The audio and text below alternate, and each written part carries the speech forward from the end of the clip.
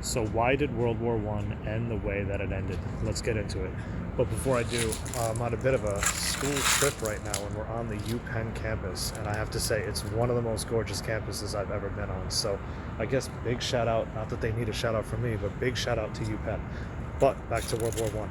So by 1917, the beginning of 1918, as the United States has a very strong presence in Europe, it's becoming evidently clear that the Germans are not going to be victorious. They try to go on this kind of last-ditch offensive effort called the Ludendorff or Spring Offensive, and they do a decent job there, right? They wind up breaking through the French front lines before they encounter some American forces that begin the counterattack. But the Germans, in that last-ditch effort to try and gobble up as much land as possible, they're going to be pretty much out of resources, right? Their manpower is super depleted, their armaments are super depleted, and again, they're up against the beast of a war machine that is the United States that's very well rested. So shortly after that, and again after some Allied counterattacks in French territory, an armistice is going to be reached. It's going to be called for.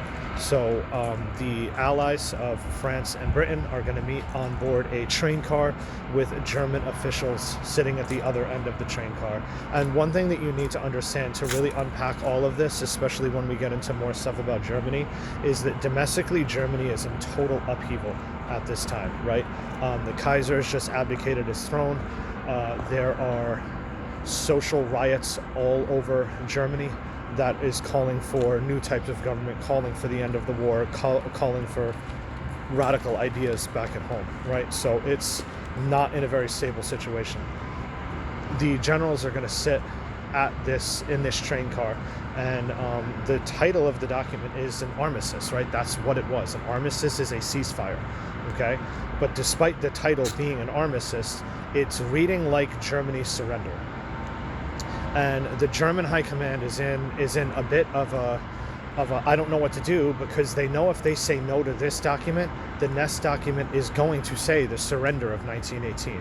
So they sign the armistice of 1918, even though it really unfairly punishes Germany and makes them surrender, essentially, thinking that they will be invited to the diplomatic end of World War One soon after.